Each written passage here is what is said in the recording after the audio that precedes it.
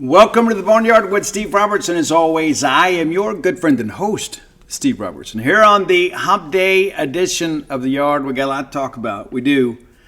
The first thing that I want to say, right out of the gate, regardless of circumstances, it is unacceptable for us to lose a midweek game to the likes of Austin Peay. I understand they've got 11 Power 5 transfers. I understand they've got a veteran team. I get every bit of that. The fact that we scored 2 runs against Austin Peay is absolutely unacceptable. It is. Let's just go ahead and get that established right out of the gate. We could talk about injuries, and at some point we will. We could talk about having some young pitchers, but they actually performed exceptionally well. But it's unacceptable. It is unacceptable for us to lose games like that. It is.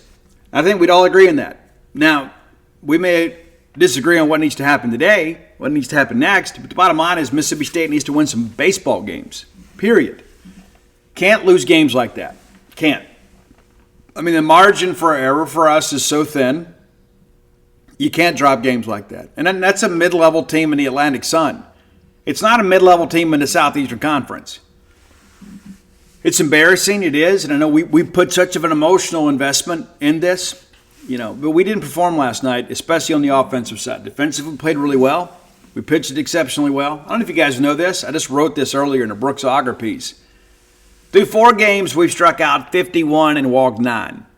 Let that sink in for a second. Okay, you're averaging almost 13 strikeouts a game and right at 2 walks a game. That's absolutely amazing. And if the pitching keeps up, and I suspect it will, provided we stay healthy, we're going to be in a lot of ball games. But offensively, we've had a couple of games where we just haven't really shown up. And the challenge now is for Jay Gautreaux and Chris Simonis and all the Bulldog position players to get that thing worked out. Very disappointed in last night's ball game. Very. Am I ready to give up on the season? No. Am I frustrated? Yes. Yes. Am I disappointed? Yes. Do I still believe in our kids? You better believe it. I absolutely do. Absolutely do. And, speaking of those 9 walks, one thing that I wanted to pull up, 9 walks in 4 games. Didn't have any last night. Did you know that? 13 strikeouts to no walks. You got to win that game. You wasted the Cal Stephen performance on Saturday, and we wasted one last night. And Bulldog bullpen was really good last night. And you guys got a chance to see Cam Schulte again. Absolutely ridiculous. It's just disgusting. I mean, it's so fun to watch. But we got to get that guy some wins, man. We got to get that guy some more saves. Need to have him pitching and winning ball games. You go spend him in a midweek game like that, offense got to show up, do their part. But interesting, you mentioned the 9 walks, or I mentioned the 9 walks. You didn't mention it. I did. So let's just go back to last year. Maybe we don't. But I want to do some comparison here. Game number 2 last year against VMI. Game that we lost, 14-13. I don't know if you guys know this. We had a dozen walks in that game. 12.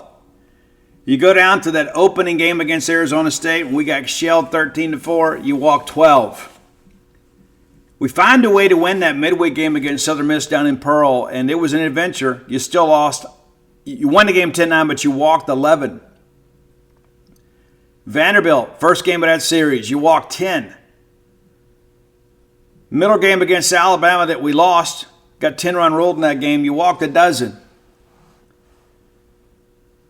Terrible ball game at Tennessee, we walked 9. LSU, we actually won that ball game, the Sunday game, you walk 11. Friday night game or Thursday night game against A&M, you walk 15. And so I say that to illustrate a point that the pitching is improved. Small sample size, 4 games in, but the pitchers have shown up. And we did the Due to Fact reaction show last night. We're only going to do it about once a week, but we just felt like last night you guys needed to hear from us. But here's the deal, and Ani makes a great point. I'd rather have some offensive problems than pitching problems, because pitching problems has plagued us for the last 2 years. We know we have some talented offensive players that maybe are underperforming a little bit right now, pressing a little bit too much. We chased a lot of balls out of the zones last night, trying to do way too much. But hitting is going to come around. But to have some improved defensive play and to have much, much better pitching, I'd rather be in that scenario than us continue to have a third year where we can't throw strikes. So there is some room for optimism, but the bottom line is State's got to go win some games. And I'm just going to call it like I see it, And it's so interesting, too. I always love the fact that, it doesn't bother me, but I always laugh at the fact that, if I don't get on here or get on the message boards or go write an article, saying that we should just take a bulldozer to Duty Noble Field and, fire the coach and, all that kind of stuff. If I don't come out with just a flamethrower, people are like, well, Steve's just always being so supportive. No, I'm just a Mississippi State guy, and I know it's 4 games into the season. And I remember in 2016, when we won the Southeastern Conference, became a top 8 national seed for the first time in school history. We lost to Eastern Kentucky and Oral Roberts in back-to-back games. And that's a team, obviously, that's had several big leaguers come off of that team, including Nathaniel Lowe. And we lose to Eastern Kentucky and Oral Roberts. For sure. I remember the year we won a national championship. The struggles we had offensively early going. And the pitching kind of carried us. We ended up losing a terrible series to Missouri. You may recall that. So 1 game, 2 games, not going to define the season. But we can ill afford to keep dropping games like this. Later today, I'll be a little bit late to the game today. You'll have to forgive me. We've got a very pressing engagement. We're going to have the ribbon cutting ceremony at True Rest Starkville, 4 o'clock at 618 Highway 12. It's in the University Crossing Shopping Center, right behind Starbucks, that shopping center. Yeah, you can come. Matter of fact, when you turn in, you'll see our signage. So 4 o'clock, we'll have some grand opening specials. We blocked off some time. Going to give some tours of the facility. You kind of get a chance to hear more about float therapy. Matter of fact, we even blocked off time this evening to provide some availability for people that show up and say, hey, I think I want to try this today. We got you covered. If you want to book an appointment, you can download the True Rest app, or you can just call 662-268-7601 and get your appointment set. But yeah, we're excited about it. It's been a great start to things. As a matter of fact, we got an email from corporate today. Hey, you guys are on a roll. It'll never be enough for me because I'm so ultra competitive, right? Ultra competitive. But we've had some great response. Matter of fact, the young lady that floated last week has come in, one of our first floaters last week, and said she has to take medication for sciatica, and she hadn't had to take her pain meds in a week. That's pretty impressive. Really is. Really is. So there we go. So come out today, and you can see me and the lovely bride, and once that event's over, I'll head over to Duty Noble Field. Dave Murray will have your play-by-play article today, and then I'll certainly be there for the end of the ball game and for post-game, and so we'll still have our full coverage.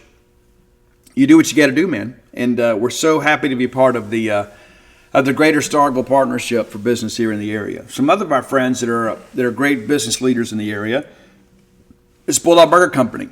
Longtime sponsors of this show. I love Bulldog Burger Company. You should too. I love going in there and putting my feet under their table and just kind of letting them take control, right? Hey, this is what I want.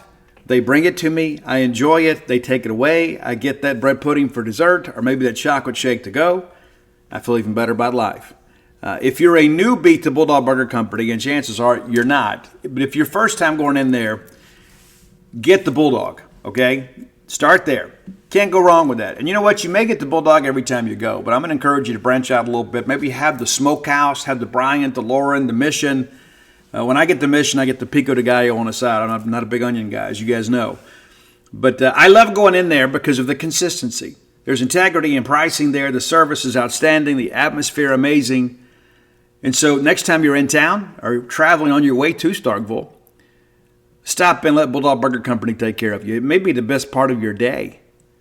And have the spring rolls as your appetizer to make you and everybody around you better looking. 3 great locations to serve you. University Drive here in Start Vegas, Gloucester Street there in Tupelo, and Lake Harbor Drive in the Ridge and Flowwood area. Bulldog Burger Company, the place that people go to meet. M-E-A-T. All right. Let's take a quick look at this game. We don't have pitching matchups for today yet. I ask all the time. I know Chris gets a little bit, I don't know, but I always ask. I mean, I've got a responsibility to ask. It's what I do. You guys want to know. We're able to get pitching matchups on Monday for Tuesday's game. We're able to write a bit of a preview for you. But nevertheless, It's my responsibility to get you guys information. Responsibility I take very seriously. Doesn't always work out the way we started. But here we go. The very first inning, we're chasing the game. That's one of the things that we have got to do is get out of the gate. You had the game against Air Force where they scored, and then you go back and score 2, and next thing you know, you're down again 4-2. We have got to stop having to rely on getting into a bullpen to get some separation, because the quality of pitching that we're going to see in SEC play, much better than what we're seeing now. And that's the big concern, right? And yes, pitching's always ahead of offense this point of the year. Always. Always, always, always. It is, with rare exception. But all that understood, we can't keep chasing the game. We can't get out there and get down 3-0 and have to, okay, we got to go scratch and chip away here. We are Mississippi State. That's not the kind of program that we are. We didn't build that program on William Jennings' dream from 1885 to come out here and have to chase a game against Austin Peay on a Tuesday night. Okay, that's not what that's not what we're about. That's not what we've established. We have got to get better production the first time through the order. You look at the commonality between the losses. Saturday against Air Force, the first time through the order, we don't get a ball out of the infield. Yesterday, first time through the order, we don't get a single hit. Then Amani Larry comes up and barrels one up, and hey, there we go. But the problem was you're already down in the game. Very first inning, they come out and push a run across. Leadoff single, basically an infield hit. There's nothing Dylan Cupp could do here. He's playing back up the middle, and pretty well-placed ball. And Dylan lays out and stops it and holds him to a single rather than letting that slow roller get loose and roll toward Bryce Chance, and the guy takes second base. Could have been a leadoff double. But Cupp, great job here, just getting a glove on it and knocking it down and holding that guy at first. That's good baseball. That happened over the weekend, too. There was a play very similar to that where Cupp kept the runner from advancing. And then Miller Green, the pitcher of record, also hit for himself. Comes through and hits a single. So back-to-back singles to open up. And then Sierra kind of calmed down a little bit. We got Olsen a strikeout swinging. And then it was Gazdar, who had a really good game against us. Singles through the left side there. The run scores. And then Sierra gets out of it. So 1-0, but Sierra really calmed down after that. You get back-to-back hits, 3 hits in the inning, they're going to score. When you give up 3 hits in an inning, they're going to score runs like 66,000% of the time. All right, we come out there and just nothing really going in the first. We get hit by a pitch, so we get the leadoff runner on, and we strand him. Don't do much with it. So we get the HBP and the walk, and nothing happens. And this kid was really struggling to throw strikes, and we really, really, really helped him. We just weren't recognizing spin. And that's got to change. Top of second, nothing going. Sierra with a 1-2-3 inning. Bottom of the second, State goes 1-2-3. Also a couple of punchies in that inning, too. All right, top of third, we bring in Nolan Stevens, who I thought really played well yesterday. I know he gives up a tank here, but he comes in, gives up a single, an infield single. And to be honest with you, I don't know if it's a defensive alignment issue here. It's a short and slow hopper to second, and there really wasn't a play to be made. I mean, Larry gets on the horse there and gets to it. But my whole concern here is it's 0-2. Why are we so close to the plate on 0-2? I know it's a freshman.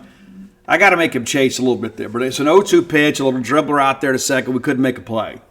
And then next thing you know, we get out of it with a double play. Then it's a hit by pitch, and then it's Gazdar again. 2-run tank here. So he's responsible for all 3 RBI from Austin Peay. But Nolan Stevens comes back out and does a really good job for us. And State gets a single, gets an Amani Larry single, 1-out single. We don't do anything with that. Jordan flies out to center. Left to left center. And this is a play here that kind of typified the night for us. I don't know that he robbed a home run, but he certainly robbed extra bases. Nice play out there in left. He elevates, and the glove obviously goes over the wall, but he's about 2 feet short of the wall. He's on the track there. At the very least, it's a double. And with Larry's speed, that may have been a run for us. But that's a very significant defensive play. 5 more push-ups, DJ, it's a tank. Yeah, I'm joking. But 3 and 4 don't get it done here. We get to the 4th here, and again, State's down 3-0. Stevens back out, gets a 1-2-3 inning, gets a pair of strikeouts there. The kid's going to be able to help us. He really is. Big, strong, left-hander. Excited about him. Bottom of 4, State goes 1, 2, 3. And not a lot of solid contact here. Highfield, I thought, saw the baseball pretty well last night. He put pretty good wood on the ball a couple times. But by and large, a lot of soft contact from Mississippi State. All right, top of 5 again. Stevens out and gives up a single, and then there's a wild pitch. We get a fly out. We bring in Brooks Auger, who has really been good for State, and he's got to be a big piece. I asked Simonis about him last night, about what he expects. He's got to be big for us. Really, really good outing for Brooks. He had the unfortunate situation on Saturday. He inherits a couple of walks in the ninth, a chance to close it out. We get a strike away from a save there. And Air Force comes back to win the game, right? Down their last strike, they find a way to get it done. No such luck here, though it ends up being a loss for Mississippi State nonetheless. But Auger comes in, gets Miller Green to ground out, right back to the pitcher, and get Olsen as well. Bottom of 5, State gets a 2-out base hit from Dylan Cupp. His first hit is a Diamond Dog. Congratulations to Dylan and his family. But ultimately is stranded.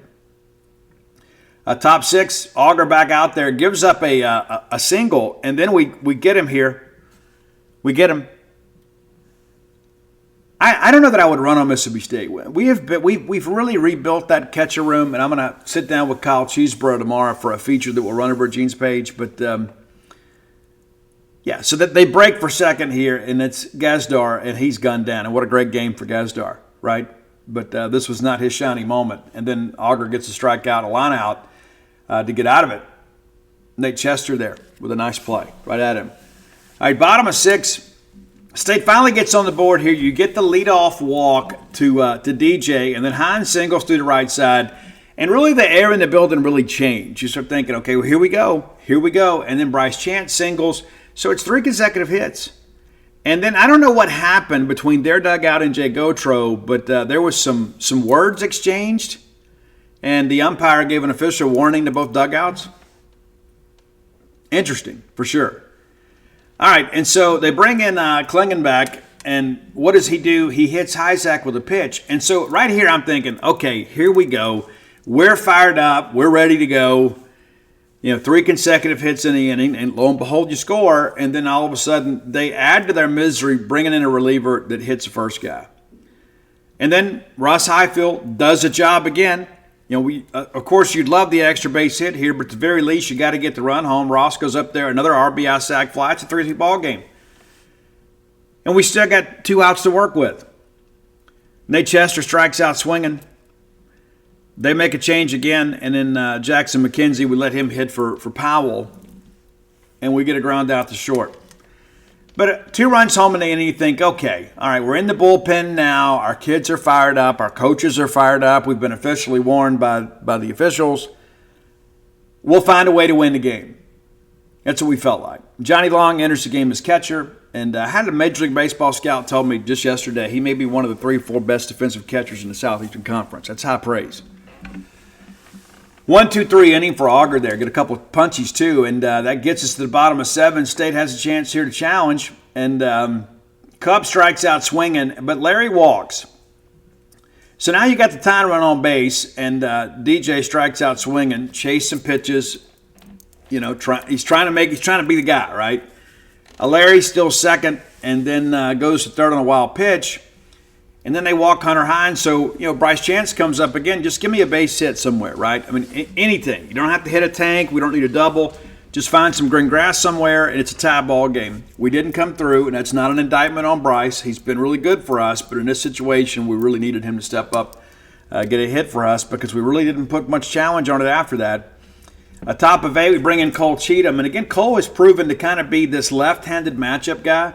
That's two times we've done this, and he has been amazing. I mean, and that's a role for him. And if you've met this kid, absolutely outstanding young man. Now, we can extend him some at times, especially when you have more of a left-handed dominant lineup. When you've got somebody, maybe you start a right-hander, so they stack the order with lefties. Then you can bring in Cole maybe for an inning or 2, and he can chew up those lefties. Really like Cole Cheatham. And I think his delivery looks a lot more fluid this year. I do. All right, so he gets his guy, and then We ended up bringing in Cam Schulke, who, again, was ridiculous, gets the ground out to short, and then gets a punch out there. So, we got 6 outs to work with to get over a run.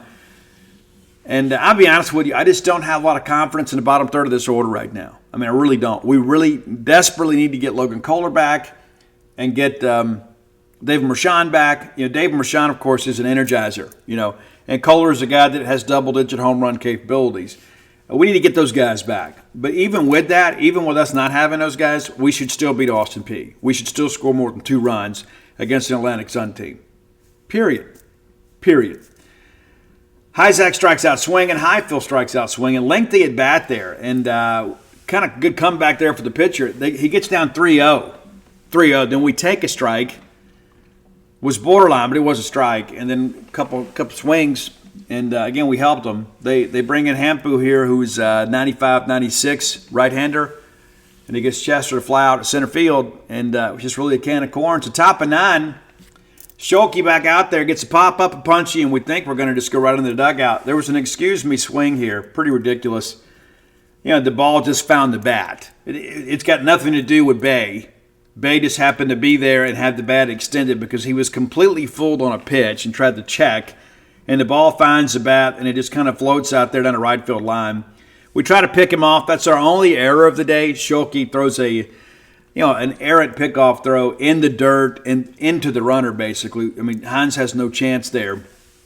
But it didn't hurt us. We'll get Hernandez to ground out the second kind of weakly. So, again, Schulke just kind of lighting things up. Bottom 9, a chance for State to tie, force some extra baseball, potentially walk it off. And we get the leadoff walk we had to have, right? You get the leadoff runner, and I don't know why we didn't pinch run here. It didn't matter. I would have pinch run here. My own personal matter. Dylan Cupp comes up, and he's gotten a bunt down before, but he couldn't do it.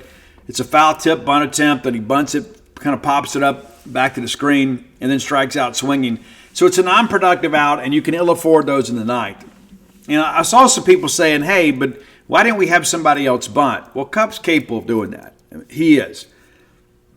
And then Larry fouls out at third base. But DJ comes up, an extra base hit. Probably going to need a home run here. Extra base hit may get your runners to second, third. I don't think Long's fleet-footed enough to get there, score from first. But I thought, hey, I told Mike Nemeth, I said, DJ's either fixing to strike out or walk this game off. And we get down the first pitch strike, take a ball, foul one back, it's 1-2, then we strike out swinging on the ball out in the dirt. And disappointing result for the Bulldogs without any question. Bulldog fans, rodeo season is here. That's right, the Dixie National Rodeo. Get ready to roll, man. And I remember being a kid, that was like the biggest highlight for us. My grandmother would get us tickets every year, and me and my brother would wear our cowboy outfits. We'd put our boots on, have our chaps, our vest, and we'd go up there, and just in case one of the cowboys got a little bit scared to get on a horse or a bull, we were willing to do it. Yeah, for sure. Guys, boots aren't just for going out to a country western bar and doing a little boot scooting. Maybe you got a little Texas two-step in your game. Tecovas can make you look better than ever. Absolutely. And here's the deal, too. That's the thing, the versatility of Tecovas is you can wear them somewhere nice, or you can live life where you don't go gently. That's what Tecovas does for you. Yeah, it's a rugged, handsome boot. It's my favorite boot brand, and it should be yours too. Be sure and check them out. Tecovas believes in Western for all people, and you can feel that when you go into their stores. When you walk in, you'll be greeted like family, offered a boot shine and a drink, and maybe even an adult beverage if you prefer. And you can get custom fitted for a new pair of Tecovas boots. You can get custom leather stamping or branding, whatever you need to make it feel somewhat individual. Look up your closest store at tecovas.com. But if you can't make it to a store, Tecovas delivers the most premium quality and most comfortable Western goods right to your door. Visit tecovas.com. That's TECOVAS.com. And you know what, partner? Point your toes west. As I said, I'm not giving up on the team by any stretch of the imagination, but we can ill afford to lose games like this. And the most disappointing thing for me is 2 runs on 4 hits against midweek pitching from Austin Peay. that is a concern for me. It really is.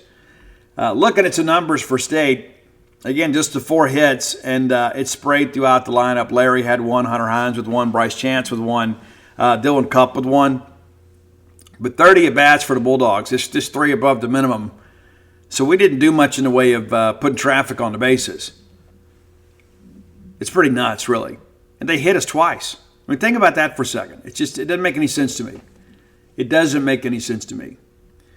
All right, Evan Sierra is saddled with the loss and 2 innings pitched, allowed 3 hits, and pretty much a similar stat line to what he had over the weekend. Got to figure that thing out. What's his role going to be? Nolan Stevens, 2 1/3 innings pitched, allowed 3 hits, 2 runs. Of course, the tank there, 3 punch-outs and a hit by pitch.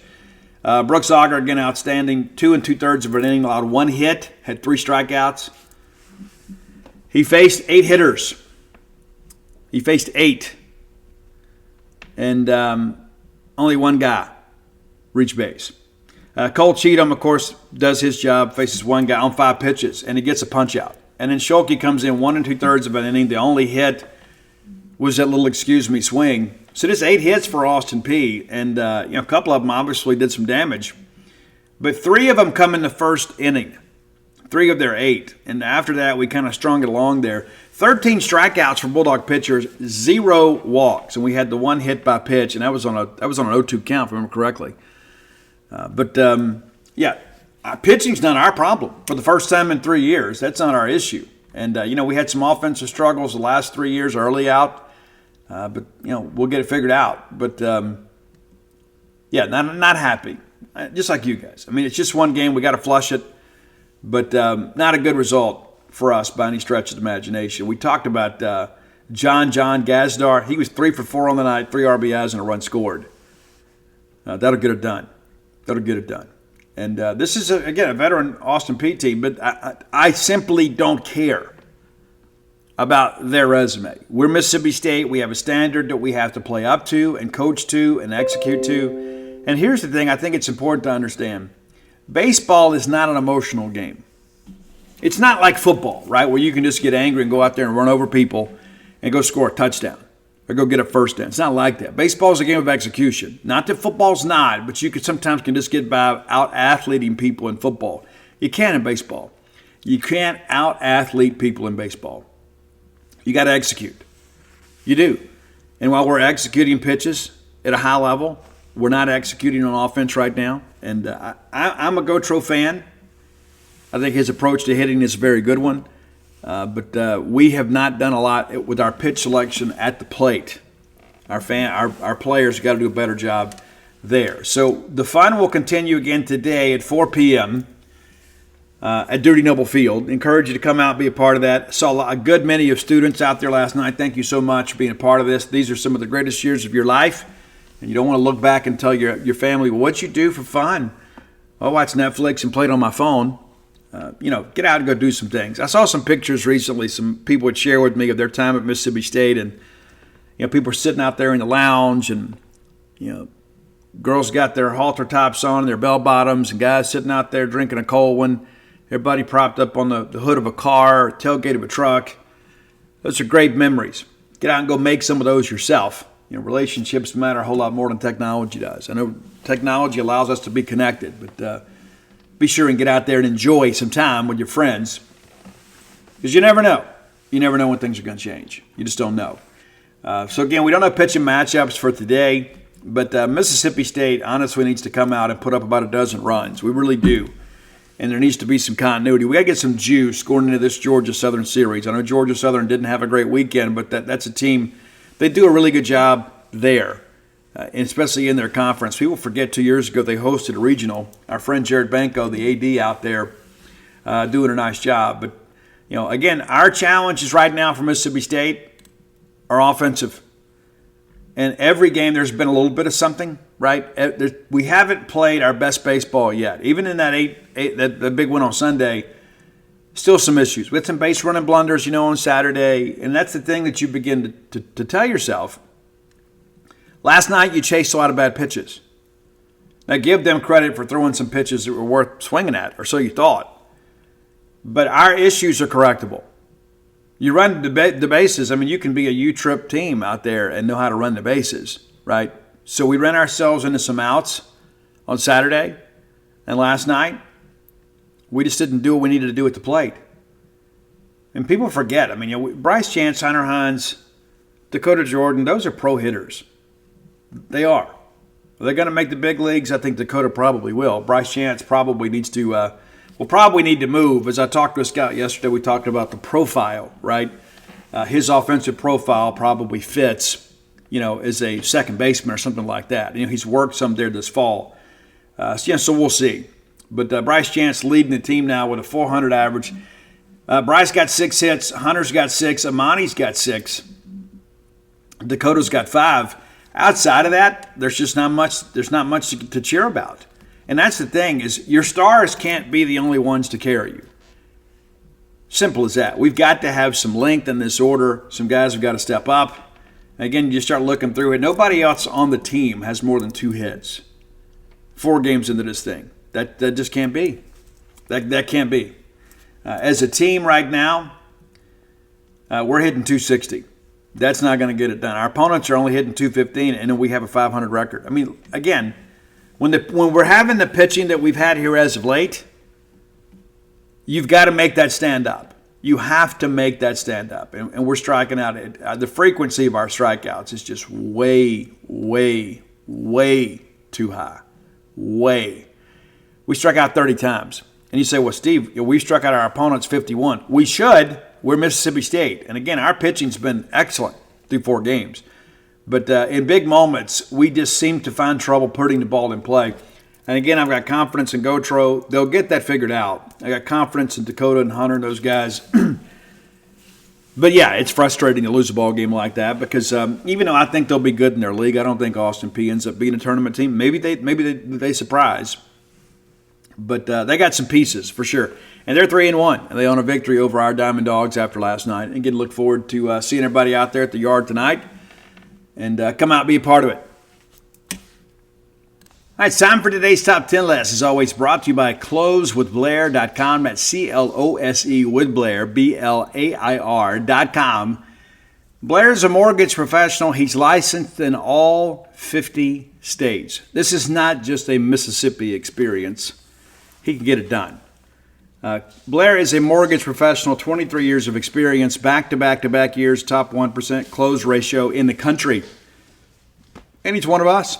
How about that? You can keep the business in the family. You don't have to worry about that money going to some faraway corporation. Blair works for Priority One Mortgage now, recently made that move. The same level of service follows him wherever he goes. Guys, if you're looking to maybe get a second home, maybe you want to get a condo, a game day condo, or maybe the dream of home ownership has eluded you all these many years. It may not be just because of your financial situation. It may be because you tied your wagon to the wrong loan originator. Give Blair a chance to help you. Blair's a guy that can get things done. Make a legacy. Leave something for your children. Buy a home. Put your money in a big house. Get yourself a pretty wife, as Tom Kiefer once told us. Give Blair a call or text today at 601-500-2344. Again, that's 601-500-2344. All right, we recently talked about Chicago, the band Chicago. And Diane Warren, who has a star on the Hollywood Walk of Fame. She's also very well recognized in the music industry as one of the best songwriters. She's not a great musician, just so you guys know. If you ever listen to her stuff, I mean, she's not a great singer, but she is a great songwriter. What's interesting, too, is she's written so many very emotional and romantic songs that people have had in their weddings, and she is a person, by her own admission, has been very unlucky in love. She just says that she's just not a giver. She's never been in love with somebody like she is with her music. And we all need some creative outlet. But it's interesting, though. There's so many tortured geniuses out there that just simply don't ever make it happen for themselves. But it's ironic that somebody that has never truly been in love could write so many amazing love songs. She's had a ton of hits. She's had 16 number ones on the adult contemporary chart. She's had 9 number ones in the top 40. So I went to her catalog and it's remarkable to think about the songs that she's written that are part of the soundtrack of our lives. And so here are my top 10 songs written by Diane Warren.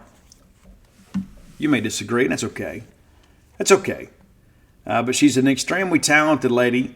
And again, not exactly a great singer herself. Not all of us are born with a great singing voice. Even though it's a skill, you can get better at it. That's important to understand too. But I thought, hey, let's kind of throw a ball in her way, and let's talk about some of those songs. All right, number 10, there was a supergroup led by John Waite in the late 80s, a band called Bad English. They did a couple of albums, but the debut album had a bunch of hits on it. But the debut song that was really the one that got everybody on the bandwagon was a song written by Diane Warren. It's When I See You Smile by Bad English, number 10. It really wasn't in my wheelhouse. I liked a little more of an edge. I like guitars, as you guys know. I like songs with a little punch. But this song was everywhere. And they had some other hits. The Price of Love was a big one too. But a lot of people in my era had this album because power ballads were kind of the thing. And they kind of made, I guess, a bit of an impact on the genre with all of their power ballads. This is one of them. Number 9, not an 80s rock song at all, but a song that everybody knows. Huge hit. I don't know if you remember DeBarge, but you should. Did you know that Diane Warren wrote The Rhythm of the Night? You're the beat and the rhythm of the night. Great song. Great 80s pop song. And Diane Warren came up with it. Number 8, and again kind of flies in the face of all the irony about her personal life. Celine Dion has recorded multiple songs from Diane Warren. Perhaps the most notable is Because You Loved Me. I mean, think about that for a second, that somebody that is incapable of maintaining a romantic relationship could write a song like that means so much to so many people. It's crazy. Because You Love Me, number 8. Now, a little Mississippi flair here. And there was some controversy about this thing too, because that's the thing about being a songwriter is like you can license somebody to record your song, and you can license somebody else to do it, depending on the licensing agreement. And LeAnn Rimes, from right here in the great state of Mississippi, had a big breakthrough hit with How Do I Live? That's Diane Warren's song. Trisha Yearwood also recorded that, and she won an award for that. Now, remember, she had a very, very, very disappointing acceptance speech when she won that award. She made a comment, I'm just so glad with so many versions of the song out there that the committee could see through this. Why are you taking a shot at LeAnn Rimes? And Trisha Yearwood, in many respects, kind of fell from grace after that. I think a lot of people saw that as very petty, and it was. LeAnn Rimes, actually, her version of this song is better, in my estimation, than Trisha Yearwood. That's why we're using it. LeAnn Rimes, one of us. Number 6, Toni Braxton. Man, I absolutely love Toni Braxton. And one of her biggest hits was not a Toni Braxton creation. As a matter of fact, Toni doesn't write a lot of her music. But it's Unbreak My Heart. Say You'll Love Me Again. Right? That's Diane Warren. And Toni Braxton, a very soulful performance there. Absolutely love that track. I know you will too. Now, number 5. This might be the biggest surprise of all. You probably will have no clue that Diane Warren wrote this song. It's it's not the Pet Shop Boys. It's Milli Vanilli's Blame It on the Rain. Did you know that? That's a little bit of a trivia question for you. Who wrote Blame It on the Rain? There was all this controversy about who actually performed the song. And if you haven't watched the documentary out there, let me encourage you to watch that. It's great. No matter what fan you are or what type of music you listen to, it's an incredible story to see how it all kind of came to be. And also to find out, too, that the producer, this wasn't his first time doing this. It's nuts. It's so interesting. Even if you're not a huge fan of music, I think you'll enjoy that. But Blame It on the Rain. Diane Warren writes the song, and Milli Vanilli performs the song, or somebody else performs it on their behalf, and they get up there and just kind of lip sync and pantomime through it. What's so crazy, too, about the Milli Vanilli thing is back in those days, we were using digital audio tape a lot. And so, in the band that I was with, sometimes we would sequence some parts, and you'd have like a little 3.5-inch floppy disk at times you'd push in, and you get to certain songs because you couldn't pull off all the layers, right? There's just so much to it, like especially when you're doing electronic music and things like that. There's just a ton to it. And so it wasn't a big deal to have that. But I remember when Milli Vanilli, the big bust came that they were pantomiming or lip syncing, whatever you want to call it. Their digital audio tape got stuck. And they just try to work their way through it, and everybody's like, "Oh my gosh, they're lip syncing. They're not really playing music." Everybody uses backing tracks these days. Milli Vanilli was just kind of the first ones to get caught doing it, but everybody, you go see a show these days, you're not watching a ton of live music. There's a lot of digital backing tracks. They're out there. It's just so interesting. In those days, it was absolute sacrilege. But nowadays, people are like, hey, if you're paying all this money to come see a show, it needs to be a top-notch show, even if the band isn't top-notch at that point. All right, number 4, one of my favorite Heart songs, also written by Diane Warren, as you know, or it would be on our list. An amazing track. And man, Ann Wilson nails the vocal on this. It's Who Will You Run To from Heart. Absolutely love this track. Who Will You Run To When It All Falls Down? It's one of those things, too. When you write songs like that, you need somebody that can capture the essence and the emotion of a song, and Ann Wilson absolutely does here. Number 3, may be a bit of a surprise to many of you, maybe. I think the final 2 are probably songs you know well. I know that Diane Warren was part of that, but number 3 is Starship's Nothing's Gonna Stop Us Now. Huge hit. They still play it. It's anthemic. And it's a Diane Warren creation. Amazing song.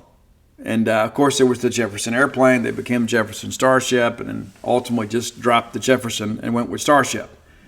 Had a resurgence in the mid to late 80s, and this was a big part of it. Number 2, pardon me. Number 2, the song is probably most notable for the video. His Cher's out there very scantily clad, parading around on the naval cruise ship with some sailors. They were all too eager to see her. Big comeback for Cher. If I Could Turn Back Time. Great track. And kind of sticking with the Cher theme too, Diane Warren also wrote Just Like Jesse James. Great song. Huge hit for Cher. Number 1 though, and if you've seen the movie Armageddon, you know the track I'm talking about. Absolutely incredible. It's I Don't Want to Miss a Thing. Steven Tyler nails the vocal on this. And I remember when the MTV Video Music Awards came out, Pink and I Don't Want to Miss a Thing were both nominated. They asked Stephen Terry, which song are you rooting for? And he said Pink, because it was their song. It's their created. They were picked to record this song for that motion picture soundtrack. Ended up being an amazing track. One of the things about this song, though, it's always kind of gotten on my nerves, as much as I love it, is in the mix, the triangle. They're playing a triangle down the stretch. It's too loud. And now that you've heard me say that, when you listen to that song, you're going to hear it too. Maybe you never heard it before, but you'll never be able to unhear it after that. The triangle is too loud in the mix. Just my estimation. But there you go. Our tribute to the music of Diane Warren, one of the best songwriters in American music history. And again, it's rather ironic that she writes so much about the love and then doesn't experience it. It's interesting. It really is. And that's the thing, too. Like, every tragic hero has a tragic flaw. Like, in mostly creative people, there's always something. You know, it's like, what was the guy's name that wrote the Men Are From Mars, Women Are From Venus, and he's been, like, divorced multiple times. He's writing books about relationships, and that was everywhere, right? Everywhere. And I know the Marriage Boot Camp people, Elizabeth, I can't remember her husband. Dan and I went out there for our 25-year anniversary just to kind of clean out the closet. Didn't have any problems at all. We just wanted to go out there and kind of deepen our relationship a little bit, and they're divorced. It's interesting. There are a lot of people out there that kind of tell you what to do and can't do it themselves. That's kind of how this Diane Warren thing is. It's like she can't tell you how to love, or she can tell you how to love, but she can't love you back. It's just so interesting. It really is. And there's just so many things you think about. There's a lot of, parallels you can draw in life. There's a lot of people out there that are experts. I mean, there's a lot of people, like look at Nick Saban, for example. And Nick Saban was just kind of an also-ran at Kent State. He ends up being one of the best coaches that ever lived. Mike Leach didn't even play college football. and then changed the game, not just the college game, but the pro game. All that stuff, it's an interesting juxtaposition in life. It certainly is. There are a lot of people that can tell you what to do, but they couldn't do it themselves. That's always very interesting, So if you have ideas for the top 10 list, reach out, let us know. The best way to do that is to hit up Roy on Twitter or X, whatever you call it these days. His handle is Dogmatic67, DAWGMATIC 67. And our great lists are on Spotify. Roy takes the time to put that up for us, and pretty exceptional job that he does there. Probably doesn't get enough credit, but it's interesting that I've been places and people have wanted to get Roy's picture. They say, hey, this is the guy that does a top 10 list. So we've made Roy famous for that, and so probably one of his best qualities. I'm saying that because Roy's my friend. I can afford to give him a little bit of grief on the show. I love Roy. I love Missy, also the whole crew. The family has gotten to know my family over the years, and they've become our friends. And they're coming to float soon.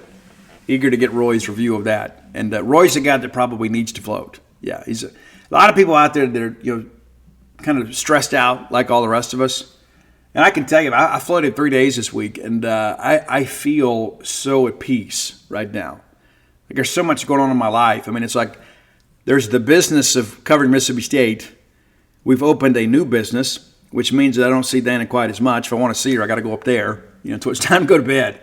And then in addition to that, I'm writing a new book. There's just a lot going on. And so I really thought that floating regularly may help me maintain a good level of stress, and that's really how it's been. So Roy will get a chance to experience that. He and Missy, they're all excited about it, and I'm excited for you guys to experience it too.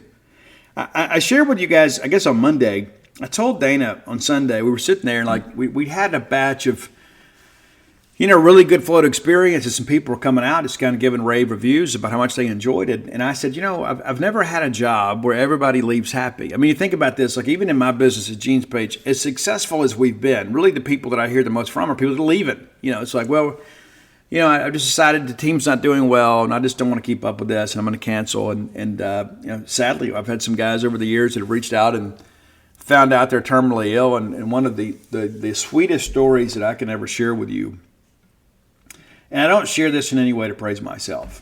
I want to make sure you understand that. We get to know our people a little bit over there, know their personalities. And listen, some of those people I would never want to go to dinner with, right? We all see life a little bit differently. And I had a guy message me. It's been some time ago. And he said, I need to cancel. And he'd been a member with us for 20 years.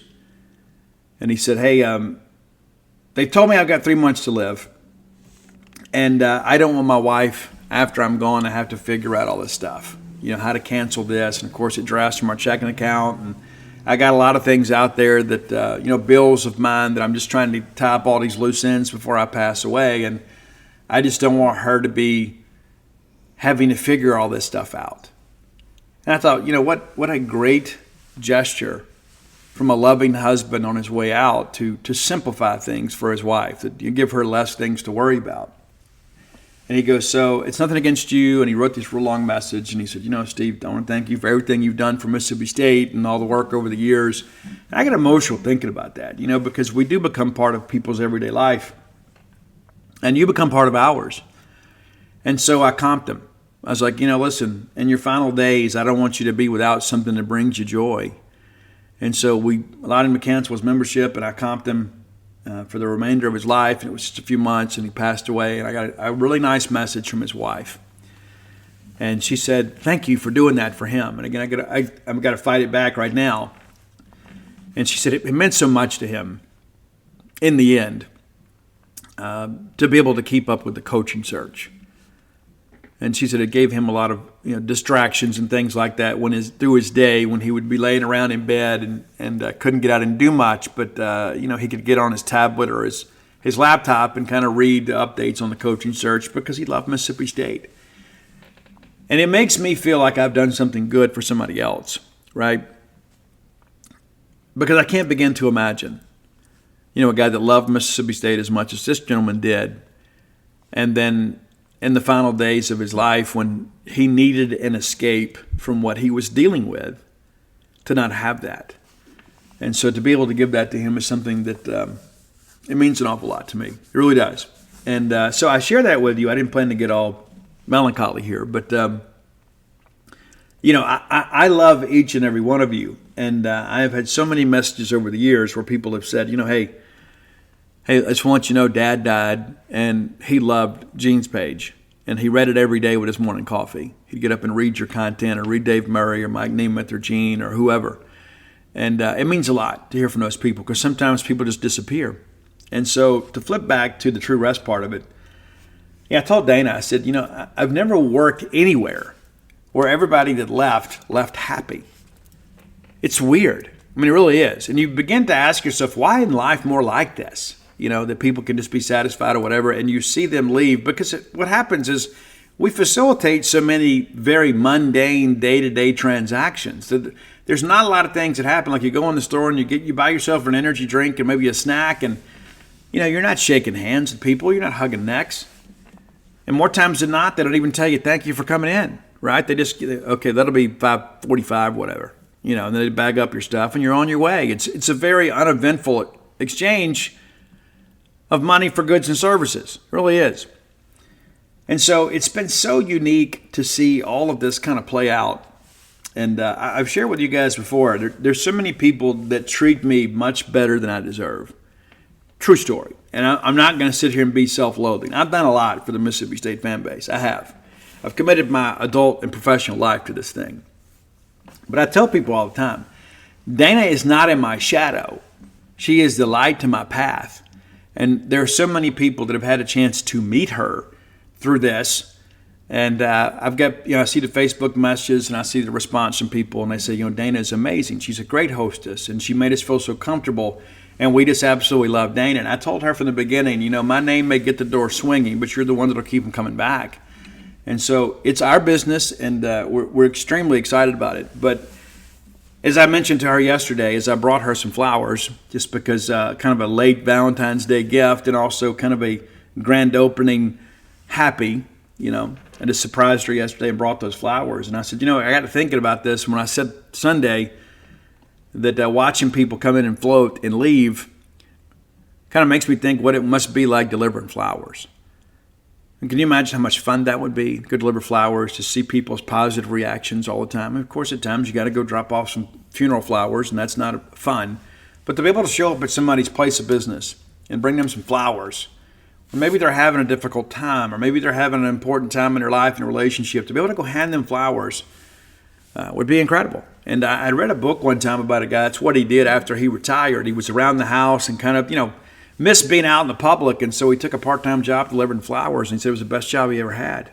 And so I share that with you just because of the fact that I believe in our business, but also, too, I just wish life was more like that. I wish life was just more like that, we found a way to make each other's day a little bit easier. So, but thanks, as always, for your support of the Top 10 list. Our next segment of the show brought to you by Campus Bookmart, a Starkvillian institution. I love Campus Bookmart. You probably do too. If you don't, it's because you don't know them, and you should know them. There's no better place to buy Mississippi State merchandise in the world than Campus Bookmart, a Starkville business, a Starkvillian institution. Miss Kathy Brown does an amazing job outfitting that store in the latest Mississippi State merchandise, apparel. Go by and get your new Mississippi State baseball stuff. And, again, I believe in sports-specific stuff. Like, I don't believe in wearing a football jersey to a basketball game, right? That's just me. Maybe you see it differently. But outfit your family with gear that you can wear to all of Mississippi State sporting events. Baseball, of course, now in full swing, no pun intended, but get some Mississippi State basketball gear and some Mississippi State baseball gear. And wear it. And maybe you say, you know what, Steve, I just can't afford to stock the closet with all that stuff. You can get the M over S hoodie, or you can just get a Mississippi State shirt and look sharp wherever you go. Visit them when you're in town. But if you can't make it to town, visit them on the World Wide Web at campusbookmart.net. And by being a loyal Boneyard listener, get a phrase that pays. It is BSR, which stands for Beautiful Steve Robertson. That gets you free shipping on all orders over $75. Any order less than $75, absolutely incomplete. All right, Mississippi State and Ole Miss going to suit up and get after it tonight at Humphrey Coliseum. We had a disappointing loss. We went to Oxford. We lost 86-82. Had our chances in that game, but give Ole Miss a lot of credit. They made the plays down the stretch to win. Mississippi State did not, and they earned the victory. Of course, State had a chance. Just didn't get it done. Things have changed a little bit for Ole Miss since then, a little more difficult time. They host Auburn and lose by 14. If you recall, Ole Miss was up big in that ball game, and the Tigers come roaring back and win 91-77. For some reason, that matchup just simply favors Auburn. Then they go to South Carolina and nearly pull off the upset down there, but they lose by 3. And Mississippi State had a similar experience, and we went to Columbia. Then they take on Kentucky and Lexington and get beat 75-63. And again, I still believe Kentucky's one of the more talented teams in this conference. Missouri, winless Missouri, gave Ole Miss all they wanted and then some on Saturday. The Rebels win 79-76. So they have lost 3 of the last 4, and the one win is over the last place team in this conference. And they'll head to Mississippi State tonight, where State's been very, very good at home, and Rebels have not been good on the road. I don't know if you've kept up with it or not. I know many of you have. But the Rebels on the season, 19-6 overall, 6-6 in the SEC, 14-1 at home. Of course, that one loss comes to Auburn, and then away 3-5 on our neutral floor, 2-0. So not been great, but again, a couple more wins on the road than Mississippi State's been able to earn. But 19-6 overall, State 17-8. So the overall record is a little bit better. Also, the quality of non-conference competition not quite as challenging. But of course, we did lose to Southern. But all that understood, this is a game that Mississippi State has to win. Now, we're favored to win. We're playing at home. It's a big game for both teams as we're both kind of on the bubble and battling for postseason positioning. We got to have it. And it's an 8 p.m. tip tonight. It's going to be a raucous crowd. Students, I'm calling on you. Don't let people sit on their hands. You guys are the lifeblood of that arena, and we certainly need you. We do. Game's going to be broadcast at ESPN2 if you couldn't make it. I know a lot of our fans, late night tips are making it kind of tough. And, kind of is what it is. But we need a great group for sure. And it works out well. Baseball's at 4. We should be done around 6:30 or 7, and then you can make your way over to Humphrey Coliseum. You don't have to pick and choose if you're in the area, but let's just kind of be honest with it. This basketball game tonight, most important game of the day. Now, Chris Lamonis would shudder to hear me say that, but he gets it, right? We got to win them both. We need to have a doubleheader sweep today where baseball takes care of Austin Peay. But this ball game tonight means so much to both teams, but especially us since we lost the first one. Again, a chance for us to kind of stay ahead. State's well ahead of Ole Miss in the net, and that's a product of the non-conference schedule. But you got to protect the home floor. And when you think about what State has left on this schedule, this is a huge, huge game. Not just because it's Ole Miss and a rivalry game. It's because it's a team that has similarly situated us in the standings, and a team that we're competing against to get into the tournament. If the tournament started today, they'd pick us over them. However, if Ole Miss beats us here, and they can claim a 2-0 record, that's something that's got to be considered. Now, after this ball game, and we talked about how important this 4-game quadrant was, right? You've taken down Georgia. You've taken down Missouri and played really well there in the second half. And then you survive a scare against Arkansas, but you win. So State's won 3 in a row. So 2 teams kind of trending in different directions. And so you'd expect, hey, Ole Miss has lost 3 of 4. State's won 3 in a row. This game's in Starkville. It favors Mississippi State. We absolutely have to have it. Absolutely have to have this one. Because down the stretch, it's tough, man. And we belabor the point sometimes on the show, but Saturday we're going to head to Baton Rouge. And LSU, not a great team, but good enough to beat us in their home arena, especially considering our road woes. And then Kentucky comes back in on Tuesday, and then you're at Auburn, and you're at Texas A&M, and then South Carolina comes here. So we only got a handful of games left, and State's not going to be favored in many of those. But we have done what we've needed to do during this stretch. We've risen in the standings, and we've made hay while the sun was shining. You finish this one up here, and you begin to look at the next 4. And if you can find a way, down the stretch there to maybe get a split, you start feeling a whole lot better about, your circumstances. But again, we're right there on the bubble. This is one we can ill afford to lose. Now, the Ole Miss team, pretty much what they have been, right? I mean, it's not like they went out and signed some free agents and got off to a really, really strong start. And again, a lot of that's a product of some very, pedestrian non-conference scheduling, but that is what it is. And yeah, you're a first-year coach. You're trying to get a sense of who your team is and what you have. It makes sense to go schedule some wins. It does. But Matthew Morrell's been really, really good for Ole Miss and leads them with 17.1 points per game. Alan Flanagan, son of former Mississippi State basketball assistant Wes Flanagan, 15.5 points a game. Jalen Murray with 14, and Jamin Brakefield with a dozen. And that's the thing, too. When you start working through this, 4 guys averaging double-digit figures or more, and they're getting some solid contribution off the bench, this is a team we're going to have to play well. They're not going to just show up here and lay down for us. We're going to have to go win the basketball game. And we'll see how things go. It's simple as that. But we need a raucous crowd. We don't just need to sell a bunch of tickets. We need people to show up. If you can't make tonight's game, let's try to get those tickets in the hands of another Bulldog fan. Pardon me. We need every Bulldog we can possibly get in that arena tonight. That's very, very important. And if you can't make it, we certainly want you to watch and be there with us in spirit. But this is a game where the home court advantage has got to mean something. And typically, it is a very, very competitive crowd because some of our rival fans will be there too. Now, one of the things I want to bring up too, I think it's important to kind of understand this.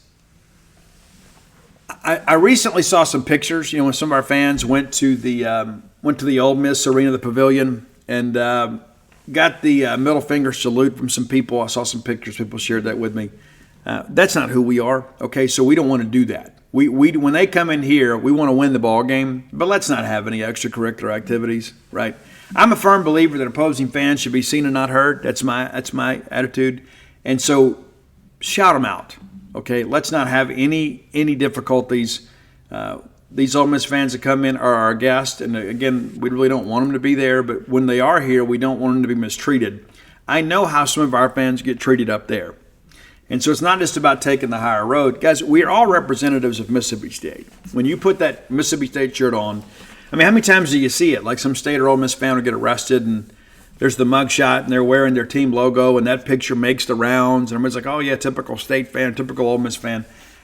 When you choose allegiance, you are a representative of Mississippi State, unofficially, but you are still a representative of Mississippi State. That's one of the things that I love about when people come here. It's in some respects like LSU. There's that 10% of their fans that make it intolerable for everybody else.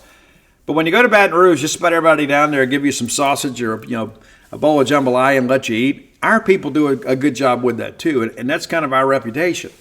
I mean, how many times do you read each year during baseball season that, hey, we went up there and spent some time in the lounge and these people fed us and we got these pictures and the kids all enjoyed it. We want you to have a great time. We want you to lose too, but we want you to have a great time. And so I just think it's important to understand when we go out there and there are these incidences, we just don't want Mississippi State to look bad. We just don't. We simply don't want that to happen. We want to go out there and beat people to death. We want to beat people to the point that they never want to play us again, but we don't want to mistreat our fans. I'm a firm believer in you reap what you sow, right? As some people kind of call it karma these days, but I'm a firm believer. When you put negative energy out, you get negative energy back. And so I'm just trying to push out as much positivity as I can and help as many people as I can. And so, again, let's treat everybody with dignity and respect, and let's go beat them by like 70. And maybe they'll leave at halftime, right? But, again, we don't want any incidents. So please, please, please, be on your best behavior and yell really, really loud at the right times. It's an important aspect of every bit of this. And so taking a quick look at the standings here and the schedule. We talked about it briefly on Monday's show, but there has been some basketball. Some basketball going to be played tonight for sure. Last night, Arkansas goes to College Station, this beleaguered Arkansas team that is performing well beneath expectations. They go down to A&M and they win. And A&M made it interesting late, but Arkansas hangs on to win by 7. Tennessee goes to Missouri and wins 72-67. I'm not sure what to make of this Tennessee team. Let's be honest about it. Missouri's played really competitively the last couple ball games, right? But Tennessee, with their athleticism, they should have made that trip to Como and won that game handily. I could see Tennessee being one of these teams that you look at, when you have the March Madness video, all of a sudden there's like some 15 seed that upsets a 2 seed and everybody's going crazy. That could be Tennessee. They could be one of those teams that gets upset in the first round of the tournament because you just never know what Tennessee team you're going to get. All right, tonight Florida's at Alabama. That's an ESPN2 game. It starts at 6. That'll be part of our doubleheader. Georgia is at Vanderbilt. You got to like Georgia's chances there. And then Kentucky's at OSU. And, of course, Ole Miss at Mississippi State. Now, our rooting interest is we want all of our contemporaries to lose. We kind of want the chalk to hold with the upper half, and we want the lower half to kind of stay where they are. But we need some teams around us to continue to clear. But the bottom line is Mississippi State needs to take care of business. Period. We win ball games. We don't need somebody else to lose for us. And as it stands right now, Ole Miss and State both right there at 6-6. 2 games out of third place. 2 games out of third place. Of course, there's a lot of teams in there kind of tied up. Alabama leads the conference with a 10-2 record, and Tennessee's 10-3. South Carolina, Auburn 9-4. Florida and Kentucky 8-4, and then there's State and Ole Miss. So we have a chance to work ourselves up into the top half of this league and really solidify our position in the postseason. And the good thing is that we're going to play most of the teams ahead of us down the stretch. Kentucky, they come here. Auburn, we got to go there. South Carolina comes here. So we're going to have a chance to kind of shake up the packing order just a little bit. Again, beneath Ole Miss and State, A&M at 6-7. We got to go there and play them. LSU 5-7. We got to go there and play them. So there's some room for some upward and downward mobility. Georgia 4-8. Remember, everybody was raving about Mike White and those guys early on, but it's a new regime. It takes some time. Arkansas 4-9, now 13-13 overall. You begin to wonder now, can Arkansas even make the NIT? I'd say probably not. Vanderbilt's 2-10, and in Missouri 0-13, winless in Columbia. And again, that's the team that gave Ole Miss all they wanted and then some over the weekend. So again, Ole Miss the last couple of weeks hasn't played as well as many people expected. We have probably played as expected or better. We got to solidify our standing this weekend, tonight, by taking care of this and taking care of Ole Miss. And I know many of you will be watching with great anticipation. I feel good about the ball game and certainly feel like that we're beginning to settle a little bit as a lineup. But the most important thing is we're winning the games that we're expected to win. If we continue to do that and then maybe pick off 1 or 2 we're not expected to win, you really put yourself in a much better situation. We just want to make the field, and then we'll see what happens with the matchups. I think Chris Jans and his staff are certainly capable, always, of putting a game plan together against anybody in the country. Sometimes you just get beat, and sometimes the other team is just better. But our team is always prepared. And I think that's the sign of good coaching. We are prepared to play men's basketball. And there hadn't been many times this year that you just get embarrassed, and when you do, you just kind of flush it and move on. But the reality of it is, this is a big one tonight. Huge. A lot riding on this one, and on multiple levels for sure. I know many of you want to get out there and have a good time on Twitter. Be careful out there in those Twitter streets, because the script can flip on you in a hurry. Right. But it's just Twitter. Go out there and have a good time. Right. There's some people take it way too seriously and some people take it way too far. I've had to deal with both. Consequences in every aspect. But all that understood, let's get out and support the Bulldogs tonight. All right, final segment of the show brought to you by the Stark Vegas Clubhouse. If you're looking to bring a big group to Starkville, look no further than the Stark Vegas Clubhouse. Whether it's a midweek work trip, maybe you're having to bring a crew up here, maybe you're working on a campus, maybe you're working around the Golden Triangle, and you just kind of need an HQ. You can set up at Stark Vegas Clubhouse, have some communal work areas, and then everybody has their own individual quarters. Yeah, you can go out there and get 5 hotel rooms. That's a waste of money, though, because not only is it more expensive, it's also a situation where when you're in the hotel room, you got to go out and eat. If you're going to be here for multiple days, stay at the Stark Vegas Clubhouse and go stock that fridge and that pantry, and you can cook yourself. Sure. And if you're coming for ball game weekends, what better place to be 5 minutes away from the Mississippi State campus? That's an important aspect of this thing, too. It's not like we got you tucked away out in the middle of nowhere. But everybody can have their own room. And whether you're going to bring, a group of the girls together and have like a staycation, whatever. Maybe you live in Starkwood and it's like, hey, we don't have enough room here, but I want all of my friends from college to come. Let's do a bridal shower, a baby shower, whatever. Let's just spend some time together. What a wonderful venue to choose, the Stark Vegas Clubhouse. In addition to that, maybe it's a guys' weekend. I don't know what you're planning, right? But rather than kind of everybody go congregate all over the area, and then we're going to meet up at local watering hole. Why not just everybody get together and just buy some adult beverages, and you can sit out by the fire pit or on that back porch and just kind of reminisce and talk about the good days going by. Stark Vegas Clubhouse. And when you Google it, you can find their Facebook page. You can peruse the pictures, all the amenities that are available to you. In addition to that, too, you can book through Airbnb or VRBO. It's completely up to you. But if you book through the Evolve website, I can save you 10%. Promo code BSR10. BSR10. Be sure and go check them out today. And that's the thing, too. A lot of times when you find out there's a cool venue, you just go ahead and plan an event. It's like, hey, I never thought about that. It's a great time. Just recently, I had dinner in Hattiesburg with my 5 best friends from high school. And it's like, hey, wouldn't it be great if we all got together a little more often? Yeah. Well, what could we do? Well, why don't we just go, run out to Stark Vegas Clubhouse and we can all run around up here. Just have a good time and just be together. Get out the old yearbooks. Tell some stories. Bring the family. I don't know what you want to do. But wouldn't it be great if we spent more time together? That's an incredible, incredible opportunity at the Stark Vegas Clubhouse. Be sure and check it out today. All right, Mississippi State women getting ready to get back in action. The ladies have been fun to watch. I mean, listen, I know we had a bad week last week. We did. Let's just kind of call it for what it is. We did. And we really wanted that game against Ole Miss. But ladies are 20-7, 7-5 in the Southeastern Conference now. We kind of broke down the schedule, the standings earlier in the week. But there's still games to play. And guys, women's basketball, the regular season is nearly over. Think about that for a second. Yeah. Now, Kentucky coming in this weekend, Thursday. And for those of you that watch, you remember what a challenge it was for us to win in Kentucky. Every time we go up there, something weird happens. They were really good. And we've got to find a way to win. Again, this is a game we got to have. We've been good at home.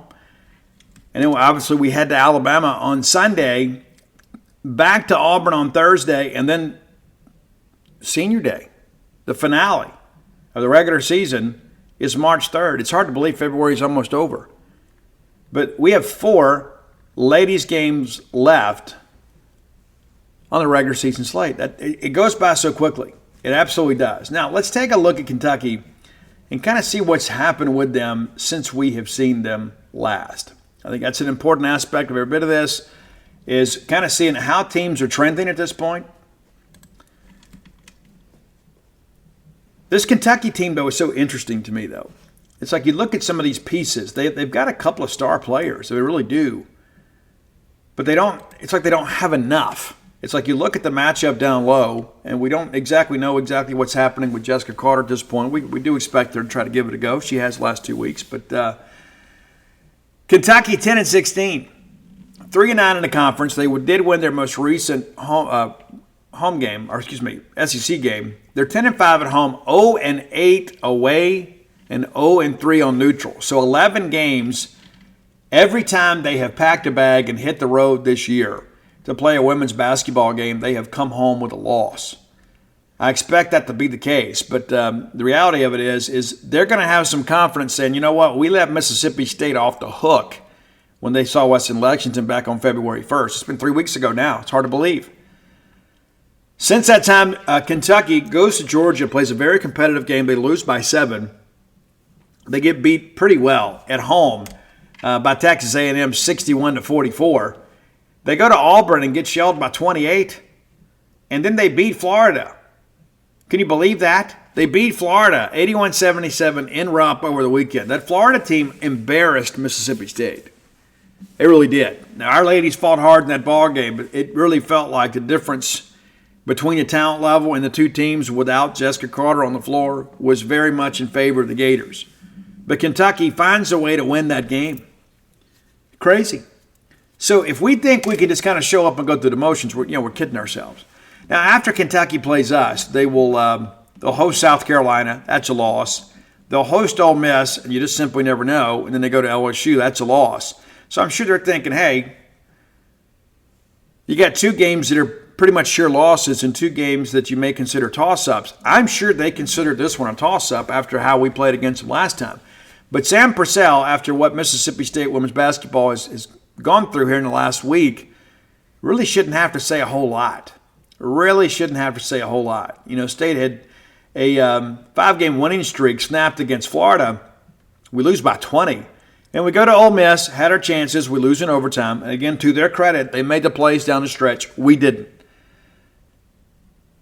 You win this Kentucky game, obviously that helps you out a good bit. And, when I think about, kind of what happened last time, it just seemed like we just had so much difficulty taking care of the basketball. And I don't know if it's just because of the fact we'd been winning and we were doing so great. We think, okay, we've got this, and Kentucky's not doing well, so we'll be able to handle this. But, man, Jessica Carter had to carry us for a while in that ball game. And now all of a sudden Jessica's not 100%. I'm sure they'll tell you she's good to go, and I'm sure she's going to give us her best effort. But, she's dealing with that lower extremity injury. We believe it to be an ankle. But it's one of those deals you begin to think about is Kentucky will be encouraged to come here, and Sam Purcell absolutely should not have to look at this team and say, okay, let's go. The ladies know how they played last time. They know that Kentucky found some open shots, and they made them. And they really beat us at times on the dribble drive. That was the thing, too, that just, we are too quick defensively for that to happen. But it did. It absolutely did. So let's look where we are in the standings right now with the ladies. It's always good to be playing meaningful basketball late in February on either side of this thing. We all know this. We all feel that. For years and years and years, women's basketball, which is kind of something we did. Now, many of us look forward to it. So looking at the standings on the women's side, again, South Carolina 12-0, LSU 9-3, Tennessee 9-4, Ole Miss right there at 8-4, a game separation. That was a big game for us. Alabama 7-5, Arkansas 6-6, Vanderbilt 6-7, A&M 5-7, and on down from there. But you begin to kind of look at this thing, and you begin to think down the stretch here that Alabama game looms large. It does. Kentucky 3-9, we ought to be able to get that. Missouri 2-10 should be able to get that. But we're going to have to play down the stretch. We're going to have to win some games. Auburn's 5-7. Johnny Harris, of course, an assistant coach here for years under Vic Schaefer. A lot of people felt like she should get the job here. She's only human. She's going to want to win that game, not just because it's her job to win at Auburn, but because Mississippi State's coming in. And Auburn's 12-3 at home. It's not going to be just a walk in the park for us to just kind of show up. And Alabama's 13-3 at home. So, again, you work through these Final Four ball games. There's a couple games you look at and say, yeah, State should win those games without a lot of anxiety. Those 2 road games, very significant when you begin to think about our postseason positioning. Very, very important for us to take care of business. And we could use some help along the way, too, kind of looking ahead at Thursday's schedule. Missouri's at Florida. I don't expect Missouri to win that game. I know you don't either. So we're going to expect Florida to win there. Alabama's at South Carolina. Don't expect Alabama to win that game. And then we go to Alabama this weekend. So I don't know what state they're going to be in. I know they're going to be happy to be home because South Carolina is an absolute machine. Georgia's at Ole Miss. You like Ole Miss's chances there. They've been very, very good at home and playing really well as of late. And Madison Scott really made the difference in that ball game against Mississippi State over the weekend. And, of course, Kentucky's here. Arkansas's at A&M. Again, your contemporaries. You start looking at all that stuff, start thinking about it. And then Auburn's at LSU. I don't give Auburn much chance of winning at LSU. I know LSU stumbled at Auburn earlier this year. If Kim Mulkey can get 200, she will. She absolutely will. And so that's your schedule. And I think when you begin to think about kind of how the traffic maybe needs to clear for us, the simple is Mississippi State just needs to win these next 4 games. That's a big ask because 2 of them are on the road against teams that are similar to us in the standings. But you got to find a way to get it done. You take care of Kentucky, you take care of Missouri, and you got to get at least one of those road games. If you get them both, you feel great about life. But if you can get at least one of those road games, I think you feel pretty good about your standing. And certainly this is an NCAA tournament team. But we need to be playing our basketball down the stretch, and we didn't last week. We didn't. Let's just kind of call it for what it is. The Florida game was an embarrassment, and then the Ole Miss game, we were up and ready to play, and we just couldn't close. We couldn't finish. They made one more play than we did. Absolutely. All right, before we get out of here, let me remind you, if you hadn't gone to whenthebottomfalls.com, you can do that. Get the new book there. It's like people say, hey, Steve, I'm excited about your new book. And I said, the dude? No. The one that just came out. Yeah, I hate to sound precocious when I say that, but sometimes I forget to even promote the new book because I'm already focused so much on the next. As a matter of fact, we'll finish up chapter 3 tomorrow. But When the Bottom Falls has been very special to me, and your reaction to it has been a blessing, more so than I can ever really say. And I got a message today, the bestseller list from last week, number 6 on the Mississippi bestsellers list. And it means an awful lot to me. It really does. It never gets to be old hat. And I remember one time I was at an author event, and I won't give you the names because they're guys from Mississippi that I like a lot, and written a book or two themselves. And one of the guys said, Steve, you're always on the list. And I said, I don't know what list you're talking about. He goes, well, you're always on the bestseller list. And one of those guys said, I was on there for 2 weeks. It was the best 2 weeks of my life. And it really kind of put things in perspective for me. Because it's not like this is just, books produced in Mississippi. I mean, John Grisham's The Exchange is the number 1 book right now. Right? I mean, it is what it is. And then Kristen Hanna's got a book out. There's a lot out there. And so it's what you guys are buying in Mississippi bookstores. It's not just books produced or written by Mississippi writers. So there's a lot of competition. And I get it. And I've been on there several times. And I've done the work. You guys have done the reading. It's been an incredible partnership. So, yeah, we're still on there when the bottom falls, still hanging in there. Number 6 on the top 10 list. It means an awful lot to me. It really does. And the sales through the website don't impact that list. That's what you guys are buying through the bookstores themselves. And that's, Lemuria Books and, Bookmark Cafe in downtown. There's a lot of reporting stores. And I so appreciate your interest in the work and your continued support. We released the cover of the Dude earlier this week. And we wanted to look a little bit like an old school baseball card. It's a picture of Duty Noble back from 1924 standing in front of a chalk scoreboard and looking all tough with his crooked hat. And I'm very happy with the cover. And I'm very happy with the work that I've done so far. And, trying to navigate all this stuff, I've had to kind of set aside and make a schedule for myself. Used to, I could just come in here and sit down and just punch it out. I had to kind of plan. And sometimes that's difficult for me to do. On Thursday, tomorrow, we'll rough out chapter 3 and kind of start working through all this. I want to have it all done by the end of the baseball season, so we have the first couple months of summer to edit and produce it and have it ready for you guys late August, early September. But the exciting part of all this is learning so much. Learning so much and then having the opportunity to pay honor to one of Mississippi State's greatest student athletes, coaches, administrators. In many respects, probably the most influential student athlete that has ever played at Mississippi State. He accomplished as much or more than anybody ever. And you're going to learn a lot more about him when the new book comes out. But When the Bottom Falls, again, doing well. And I get messages just about every day. And some days I don't check them, so maybe they come in every day. But some days, I'll get caught up. But so many people that have reached out because there is such a need for communication and conversation, about addiction. A lot of people out there feel alone. And I can tell you, I was there too. I was. I'm not going to spend a lot of time talking about this, but I can assure you there is somebody in your life right now that is fighting a battle that you're unaware of, and they feel totally alone. And there are some other people in your lives that maybe they're in recovery.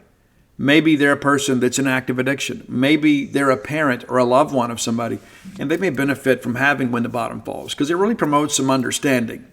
There are a lot of people out there that think, man, if we could just get them to stop drinking, everything would be great. And you're completely wrong. Yeah, you don't have the DUIs. You don't have to worry about those late-night phone calls about a wreck. But there's a core issue we got to treat. There's more to it than just abuse drinking. There's a lot more to it. And my hope is that I have illustrated that and maybe provided a new level of insight and understanding about all of that, for people that maybe are unfamiliar.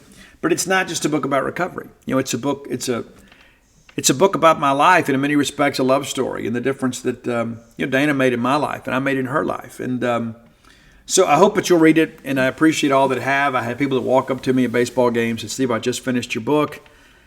Big E walked up to me the other day, and he says, "You're my double hero." And I said, "What do you mean?" He goes, "I just finished reading this book, and now you're my hero for another reason." But I love all of you, and it was very, very challenging to write that book in many respects because I had to peel back some scars and reopen some old wounds and kind of let that flow a little bit. It was tough. It was. But I'm glad I've done it. It's behind me. I think it's made me a better writer. But in addition to that, too, I think there's just some stories I needed to share for other people. I'm an open book. I really am. I got no secrets to keep from anybody. It's kind of like in Leonard Skinner's track, The Breeze, right? And I was listening to Skinner the other day, and it kind of hit me, at the part where he says, "I ain't looking for nobody, ain't nobody looking for me." And that's the way it's supposed to be. That's how I live life, man. I'm not on the warpath. I'm not going to run from it, but at the same time, too, I'm not looking to declare war on anybody for any reason whatsoever. I'm just kind of content to do my own thing and own my own lane. And I encourage you to do the same. But when you go to whenthebottomfalls.com, all my sports titles are there. That's Flim Flam, Alpha Dog, Stark Villains, and Dog Pile. And every Bulldog fan in the world needs a copy of Dog Pile. They do. Everybody needs a copy of Dog Pile, whether you read or whether you don't. At some point, you want to go back and relive that magical season. And you're going to be glad you got it documented. It's one of the things I'm most proud of in my life, to be able to be there, to cover that College World Series, to watch Mississippi State raise that national championship trophy, and to be able to document that for all of you. And I begin to ask myself sometimes, if I hadn't written the book, would we have one? And the answer to that question is no. You know as well as I do, we wouldn't have a book if I hadn't written it. And that's not to praise me, but it's that to me makes it all the more special, is that we had this moment and we've documented it for posterity's sake. You can always go back and watch the videos, provided that YouTube is still legal years down the road, but you'll always have a printed copy that you can pull out and reminisce. And so again, encourage you to get that. If you hadn't done so, go to starkvillains.com and you can get Stark Villains gear. That's t-shirts, hoodies, in a variety of colors. And it's so cool when I see people out wearing those shirts. It's super, super cool. I think it's an important thing. I really do. Repping the brand. And I love all of you. And again, you guys have made an incredible life for me. I've worked hard for everything that I have, but it's something my dad told me years ago, and we'll kind of close with this. It was the night I graduated high school. And he said, "Son, if you're the only one that thinks you're great, then you haven't accomplished anything." He said, if you're going to go out there and be the dog catcher or the, run the garbage truck or whatever, you be the very best one of those. Whatever you choose to do, be the very best. Give everything you have to it. And find something that you love to do and then pour yourself into it. And he goes, and if that's the case, you'll never work a day in your life. And I've always remembered that. It's the pursuit of excellence, but to have passion and pride in what we do. And that's one of the things, too. And I know I've talked about the float spa a lot, but we wanted to make Starkville a better place. We could have done a number of things, but we really wanted to bring something of real value to Starkville. And so if you're coming in this weekend for baseball, you plan ahead. You have to have an appointment. There are no walk-ins. You've got to have an appointment. And you can call or you can download the app and check it out yourself. But we're happy to get you accommodated, but I can tell you, based on last weekend's traffic, you don't need to delay and then on Friday think, well, maybe you're going to find your options pretty limited. And so if you're planning to come in from out of town for baseball and you want to float, plan ahead and go ahead and get an appointment. Again, you can call 662-268-7601. My lovely wife will answer the phone, get you guys all taken care of, answer any questions you may have. And we look forward to you coming and just adding some value in many respects to your experience. And again, so many people walk out there, look at me, and say, it's the most amazing experience we've ever had. I've never been so more relaxed, in my life. So come be a part of that. And also come join us over at genespage.com. But we got a lot to root for here in the next few days, and let's all kind of come together, and hopefully the ball clubs will come through for us and give us something to feel really good about. But baseball season's just beginning, basketball season winding down. We've got a lot to focus on, and hope that you'll make it to Starkville every chance you get. I can tell you our Starkville vendors, our Starkville merchants, live for these ball game weekends. They do. It helps carry them through some very difficult and quiet times, and so we want you to come be a part of that. And even if you can't make it to town, there's a lot of online shopping you can do from our Starkville vendors, and we encourage you to do that. We love our little town. We do. It's not just a travel destination for us, though it was for many years. It's our home. And I can tell you, I've gotten to know so many of the people that I used to just kind of see in passing. I'd frequent their business, when I was just coming to ball games. I've gotten to know these people. Man, we have some amazing people in Starkville, Mississippi. And even if Mississippi State wasn't here, I'd want to live here because the people are just absolutely outstanding. We love our little town, and we're so glad that you do too. And maybe you've called it home for a short time. Maybe you can call it home again one day. But we'd love to have you up here. But when you are here, we do encourage you to spend some money with our Starkville businesses, whether it be food, entertainment, or whatever. It's your town too. It's our home, but it's your town too. Until next time, let's all live our lives in a way we make more friends than enemies, and people can see a difference in the way we live.